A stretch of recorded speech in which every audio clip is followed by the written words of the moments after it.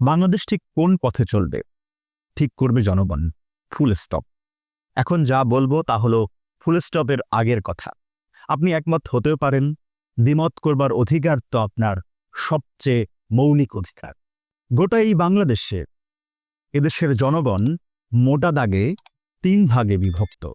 এই বিভক্তি কেবল স্বার্থগত নয়, কিন্তু আদর্শিক বিভক্তি, চিন্তা, চেতনা কিংবা বিশ্বাসের বিভক্তি।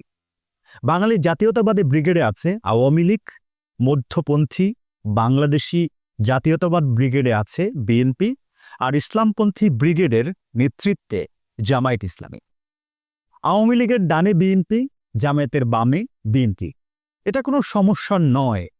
সমস্যার উৎপত্তি হয় যখন আমরা ভাবতে বসি এদেশটির আসলে কেমন হওয়া উচিত। বাঙালি জাতীয়তাবাদ একটি খণ্ডিত ধারণা, ইসলামী জাতীয়তাবাদও একটি নির্দিষ্ট শ্রেণীর প্রতিনিধিত্ব করে, আর বাংলাদেশি জাতীয়তাবাদ পুরো দেশটির প্রতিনিধিত্ব করে। ধর্ম, বর্ণ, সকল শ্রেণী পেশার মানুষের জায়গা দেবার মতো যথেষ্ট স্পেস তৈরি করে রেখেছে বাংলাদেশি জাতীয়তাবাদ। জিয়াউর রহমান খুব ছোট্ট সময় অথচ খুব ইফেক্টিভলি রাষ্ট্র পরিচালনা করেছেন।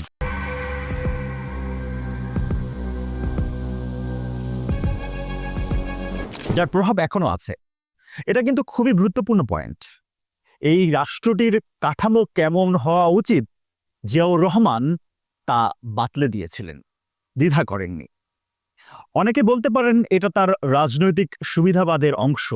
আই এম এক্সট্রিমলি সরি, এটা ব্যাখ্যার সময় এখন নয়।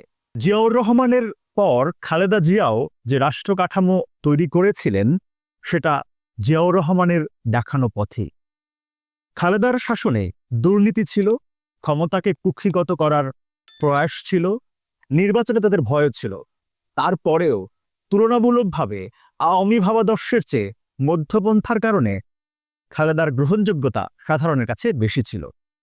বিএনপি ইসলামকে রাষ্ট্রীয়ভাবে ভাবধারায় নিয়ে আসতে চায়, কিন্তু জামায়াতের মতো নয়। এখানে বাংলাদেশের মতো মধ্যধারার মানুষরা ধর্মের ধারা হিসেবে মধ্যপন্থাকে বেছে নেয়। কথা আছে আরও, এদেশের মুসলমানদের একমাত্র প্রতিনিধি জামাত কিন্তু নয়। মুসলমানদের বিভিন্ন ধারা আছে। কেউ কেউ ইম্পোর্ট করা মৌদুদিবাদকে অনৈতিক, সুবিধাবাদী এবং ইসলাম থেকে অনেক দূরে হিসেবে আখ্যায়িত করেছেন। পূর্বের আলেমরা তো বটেই, এখনকার অনেক প্রখ্যাত আলেম এবং হেফাজত ইসলামের মতো সংগঠনের পক্ষ থেকে তীব্র জামায়াত বিরোধিতা আমরা লক্ষ্য করি। এদিক দিয়ে হেফাজত কিংবা বিশিষ্ট আলেম বিএনপিকে সাপোর্টও করছে। তার মানে দাঁড়ালো এরকম, মুসলমানদের সার্বিক প্রতিনিধিত্বে জামায়াতের চেয়ে বিএনপির কিন্তু বেশি আমরা লক্ষ্য করি।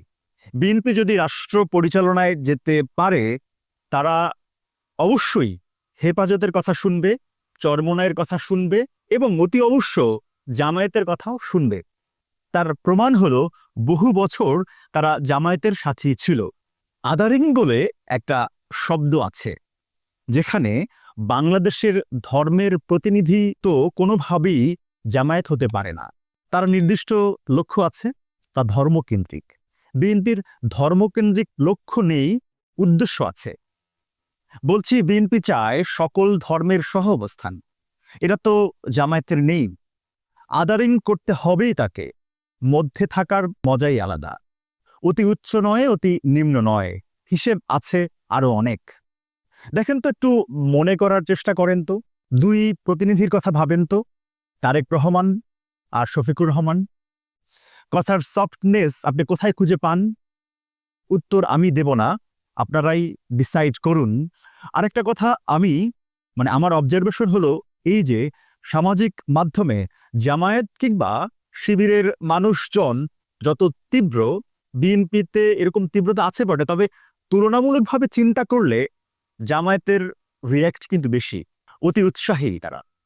এই রাষ্ট্র কাঠামো যে নিজের অবস্থান নিয়ে যতটা ভাবে, তারা অন্য মানুষের অবস্থান নিয়ে ততটা তারা ভাবতে চায় না। এটা একটা সীমাবদ্ধতা। এই সীমাবদ্ধতার সুর অতিক্রম করতে পারে না জামায়াত।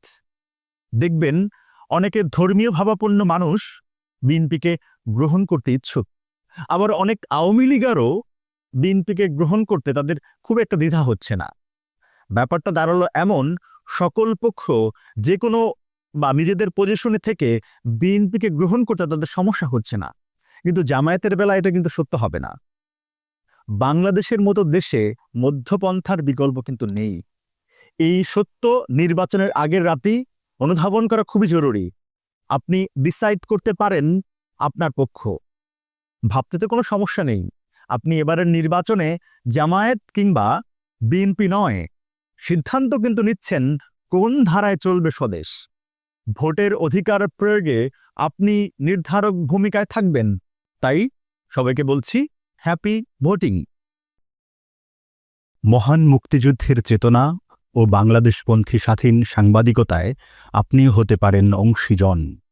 নিউজ হাবের প্রচেষ্টাকে এগিয়ে নিতে সামর্থ্য অনুযায়ী যে কোনো পরিমাণ সহায়তা পাঠাতে পারেন নিচের দেয়া নম্বরে।